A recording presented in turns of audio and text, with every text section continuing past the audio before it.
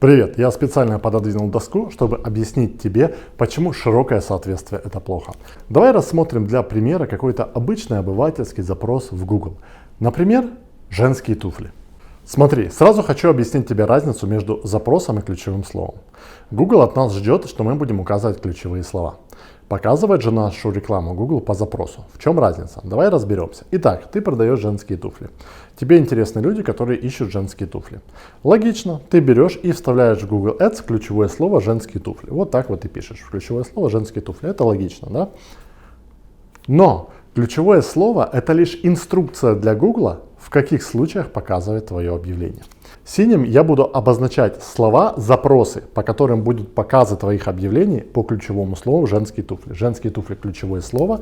Синим я обозначаю запросы.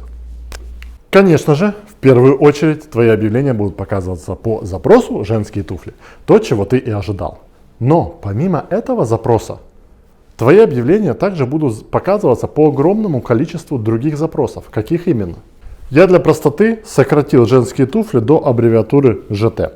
Итак, вместе с тем по ключевому слову «женские туфли» твои объявления будут показываться по запросам «ремонт женских туфель». Если ты не предоставляешь ремонт, то эти клиенты будут нецелевые. Женские туфли БУ, пошив женских туфель. Еще раз, ЖТ это просто, чтобы не писать на доске долго. Все это женские туфли имеется в виду. Пошив женских туфель. Если ты БУ не продаешь и не шьешь под заказ, то это опять же твои нецелевые клиенты, а ты будешь за них платить. Ты будешь платить за каждый клик по вот этим вот запросам, потому что они инициируются по твоему ключевому слову. Но и это еще не все. Твои объявления по этому ключевому слову также будут показываться по таким запросам. Мужские туфли, женские кроссовки, уход за женской обувью. И еще, поверь мне, колоссальное количество тысячи других запросов. Как так? Воскликнешь ты. Я же указал только женские туфли. А тут нужно почитать, что такое ключевое слово. Вводя такое ключевое слово, ты разрешаешь Google показывать свои объявления по запросам, где есть либо слово «женские», либо или слово «туфли», а второе слово семантически схожее, то есть схожее по смыслу. Почему по запросу «мужские туфли» будет показ? Потому что есть слово «туфли», а женское и мужское – это семантически схожие слова, это обозначение пола человека. Почему будет по запросу «женские кроссовки»? Женские слова есть, а кроссовки и туфли – это семантически схожие слова, это обозначение обуви. Почему будет уход за женской обувью?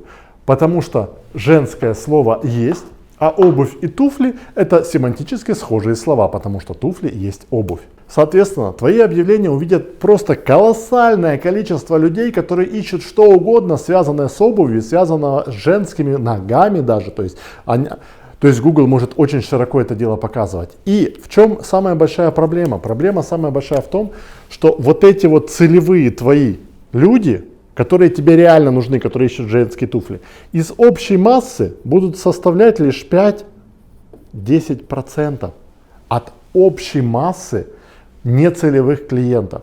Представь себе, что ты платишь за рекламу, платя за каждый клик, лишь 5-10% этих кликов это твои целевые клиенты, остальные просто кто попало. А все из-за чего? Из-за неправильных ключевых слов. Есть два решения этой проблемы. Решение первое – это использовать минус слова. О них поговорим мы детально завтра. То есть добавить к этому ключевому слову минус слово, в нашем случае, например, ремонт, минус слово БУ, минус слово пошив, минус слово уход и так далее.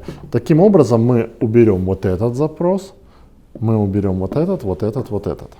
Можно, конечно, начать добавлять минус слова мужские, кроссовки, но поверь мне, то количество минус слов, которое придется тебе добавить, будет исчисляться десятками тысяч.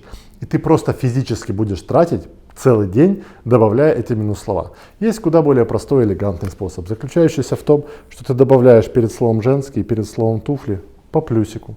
Таким образом ты меняешь так называемое широкое соответствие на широкое соответствие с модификатором, модификатор широкого соответствия. И после этого ты разрешаешь Google показывать свои объявления только в том случае, если в запросе есть слово «женские» и слово «туфли». Не «или», а «и» слово «туфли». Таким образом, по такому запросу объявление уже не будет показано, потому что слово «туфли» есть, слова «женских» нет. То есть ты заставляешь Google включать эти запросы. По такому не будет показано. туфли тут слова нет. Таким образом, ты отсеешь все ключевые слова, все запросы, извини, кроме твоих женских туфлей и всех их модификаций. Женские туфли купить, женские туфли цена, женские туфли с доставкой, женские туфли заказать и так далее. Всего-навсего поставить по плюсику, и ты сэкономишь до 80, а иногда до 90% своего бюджета. Обрати внимание, насколько простая вещь. Подробнее о использовании вот этих плюсиков и других модификаторов объявлений я расскажу завтра в блоке 3 на третий день нашего курса. А теперь смотри следующий урок.